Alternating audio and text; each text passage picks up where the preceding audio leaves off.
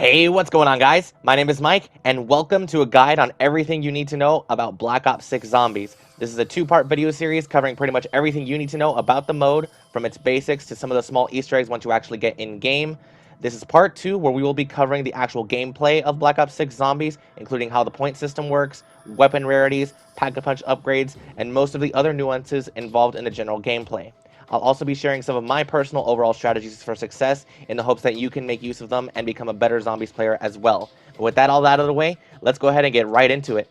First thing that I want to emphasize really quick is that if you ended up missing part 1 where I cover a lot of the actual menus, upgrades, augments, and all that, including some of the settings that I use, be sure to go back and watch part 1 before you start this video, because it will give you a better sense of organization and understanding when we actually get to talking about Black Ops 6 Zombies and how all of the gameplay works. It'll be linked up in the iCard in the top right of the corner of the screen or in the description of the video below. Okay, so the first thing that I want to emphasize here at the start of the video is the point system and how the overall earning of currency works in Black Ops 6 Zombies. Because if you are an old head when it comes to zombies, the point system has been adjusted slightly since the last time you played, or if you're brand new, it might not make a whole bunch of sense for newer players. Firstly, everything is kill based in Black Ops 6 Zombies. You only earn points based on when and how you kill the zombies. You get 90 points if you get a body kill on a zombie, 105 points for every melee kill on a zombie, and 115 points for every headshot kill on a zombie. So by and large, in every single instance and whenever you can, always aim for the head. This is where you are going to get the most amount of points for every zombie. Don't really try to go for anything else different, because when it comes to points, every single extra point that you can earn matters. Points are used to purchase the various doors around the maps, different wall buys, perks, as well as your pack-a-punch upgrades later on in the match. A secondary currency system alongside your points is your salvage. As you kill zombies, you will notice that they will drop occasionally some green highlighted forms of scrap, and these are your salvage. Salvage is used to purchase various ammo mods as well as rarity upgrades from the arsenal machine, as well as to craft various grenades and support weapons from the crafting tables. If you do not understand what the arsenal machine is or what the crafting tables are, I will explain those later in the video. Salvage does have a higher chance to drop the higher in the rounds you go, and you will also earn a small bonus at the end of every 5th round starting on round 11. So starting at round 11, 16, 21, 26, and so on.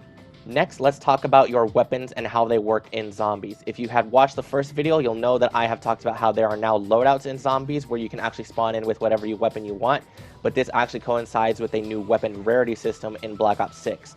Every single weapon that you get, either off the wall, from you spawn with, from the box, or any other challenge, will come associated with a separate rarity color. And there are 5 in total. You have gray, which is common, green, which is uncommon, blue, which is rare, purple, which is epic, and orange, which is legendary. Each tier of weapon rarity comes with a base damage increase, increasing through every single rarity. So gray will have the lowest damage, and as you go up to orange and legendary rarity, those will have the maximum amount of base damage that a weapon can deal. Something that is also key to outline here is how the mystery box works, as well as how it is associated with rarities. Whenever you hit the mystery box for 950 points, you will be granted a random weapon out of the box, and not only that, but you will also be given a random rarity as well.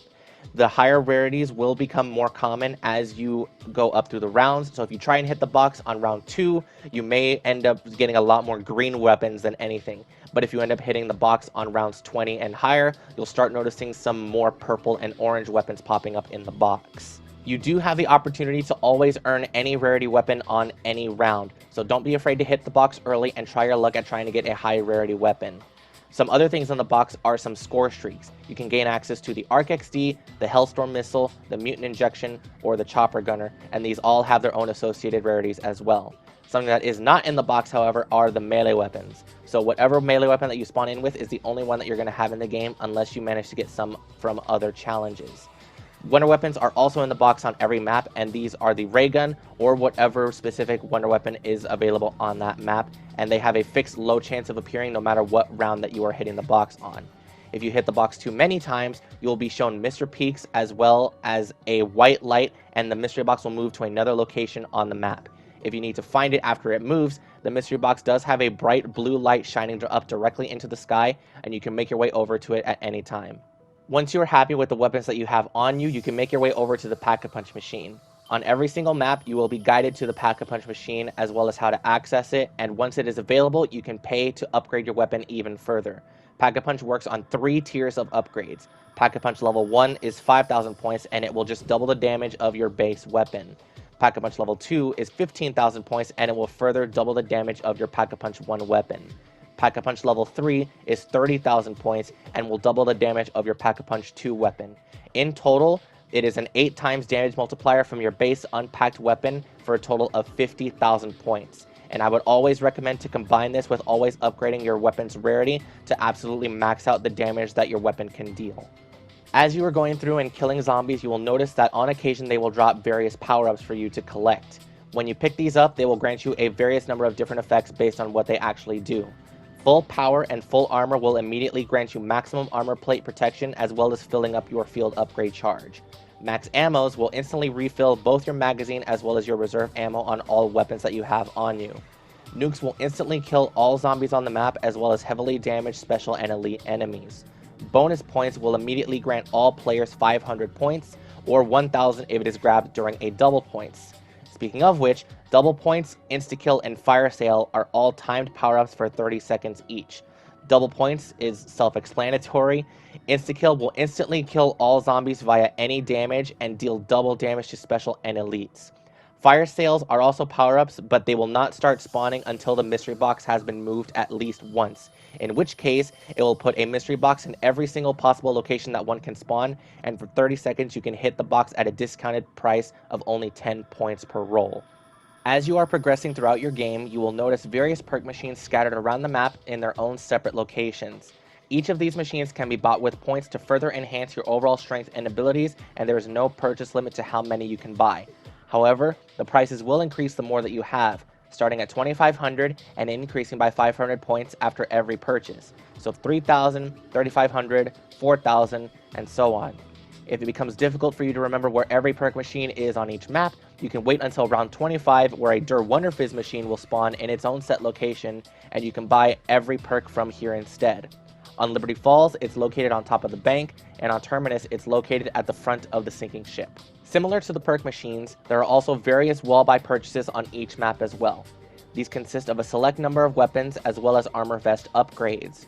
For the armor vests in particular, there are 2-plate as well as 3-plate upgrades, and these will cost 4,000 and 10,000 points respectively. However, if you decide to buy the 3-plate without buying the 2-plate upgrade first, it will instead cost 14,000 points to account for the 4K that you would have not spent on the 2-plate. As far as the weapons, each map has its own selection of wall weapons that you can purchase at any time, and all start off at a green rarity. What's neat about the wall weapons though, is that they can increase in rarity the further in your game you progress. Starting on round 6 and every 5th round after, each wall buy weapon has a small chance to increase in rarity, but this does come at the cost of increasing the amount of points needed to buy the wall weapon as well. Green rarity weapons will always be the cheapest, but a purple or orange wall weapon will always be the most expensive to buy if you do need them. Now let's go ahead and talk about the multitude of interactables in the mode so you can understand how they all work, starting with the arsenal machine. On every map, there is a designated arsenal machine that you can interact with to buy ammo mods or rarity upgrades using the salvage you have earned from killing zombies. All of the ammo mods cost 500 salvage each and can be swapped at any time. The rarities, however, operate a little differently, where the price to upgrade goes up with each higher rarity level you are trying to reach. To turn a gray weapon to green, it costs 500 salvage, blue costs 1,000, purple costs 2,500, and legendary rarities cost 5,000 salvage. It is possible to skip rarity levels if you have a surplus of salvage, but the cost will always be adjusted to account for the rarities that you do not have yet. Next, there are the crafting tables. Around the map, there are a couple of workbenches you can interact with and a menu will pop up. Here you can use salvage to craft any of the support weapons, lethal, or tactical grenades that you want for various costs. There are also a couple of zombies only pieces of gear such as the monkey bobs and Casimir grenades as well. One thing to note is that in Black Ops 6, self-revives are a craftable item here at the workbench for 1,500 salvage, and you can only hold one at a time, and a maximum of 3 can be crafted per game, whether you are playing in solo or in co-op with others. In the event that you need ammo for a weapon and a max ammo isn't dropping, you can find ammo caches around the map that will instantly refill ammo for the currently held weapon in your hands. The point cost is dependent on the pack-a-punch level of your weapon, starting at 250 points for any weapon that isn't pack-a-punched, 1,000 points for a pack-a-punch 1 weapon, 2,500 points for a Pack-a-Punch 2 weapon, and 5,000 points for a Pack-a-Punch 3 weapon. Wonder weapons like the ray gun can also have their ammo purchased, but these are at a fixed cost of 10,000 points regardless of how Pack-a-Punch the wonder weapon is. A returning feature from old Zombies games is the inclusion of traps. On the map, there will be locations where you can activate a trap which will kill zombies on any round. After purchasing it with points, it will activate and get rid of any zombies that enter its kill zone, and once its duration has run out, the trap will go on a short cooldown, which can then be purchased again once it is complete. Another thing that can happen in your game is a SAM trial.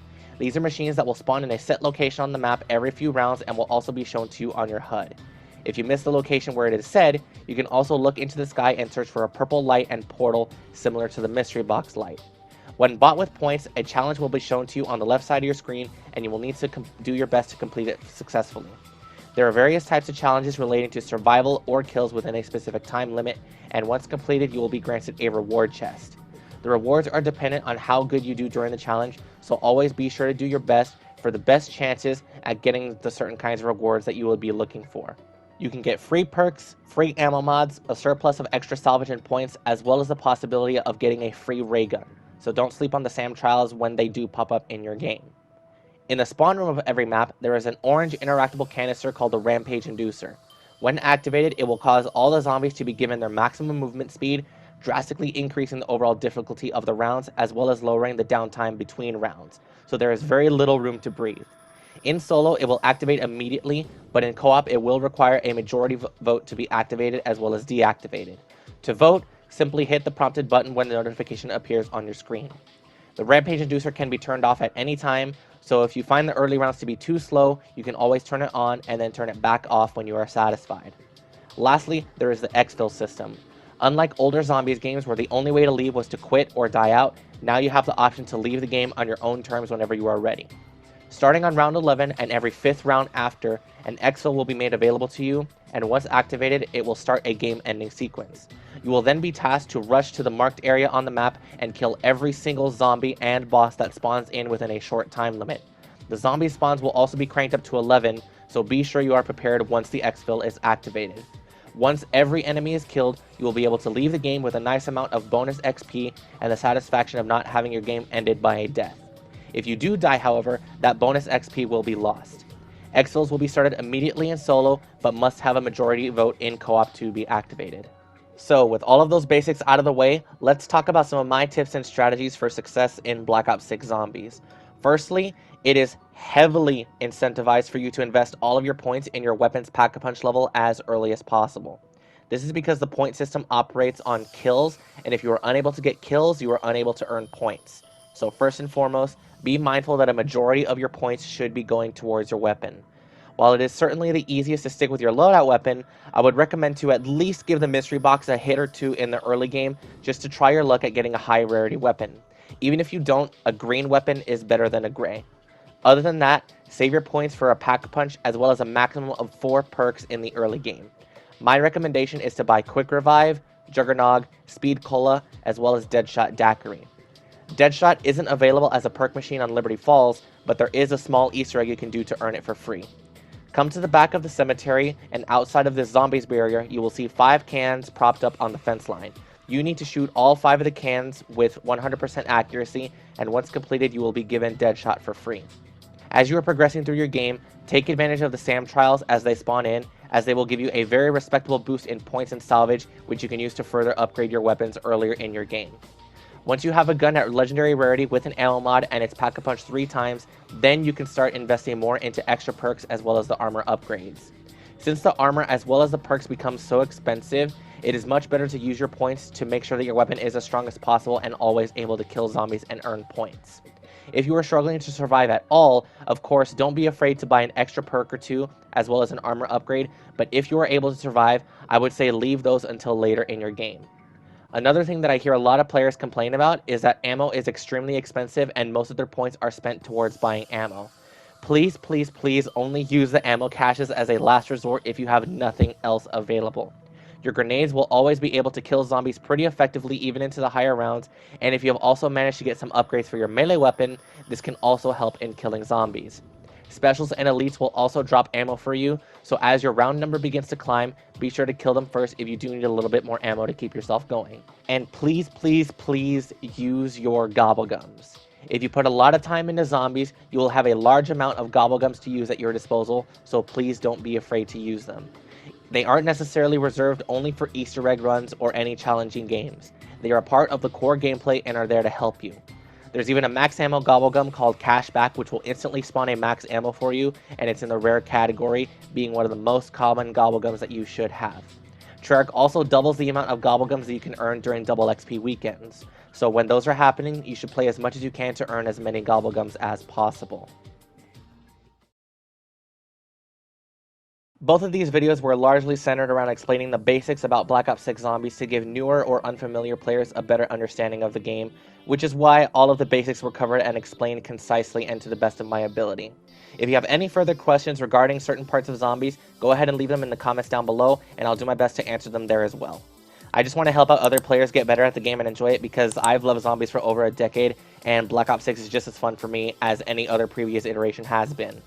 But with that being said, I'd like to thank you so very much for watching. Once again, if you missed the first part of this guide, it's linked in the iCard above as well as the description down below, where I cover everything in terms of the menus, as well as how to build a gun for zombies most effectively, and some of the settings that I use.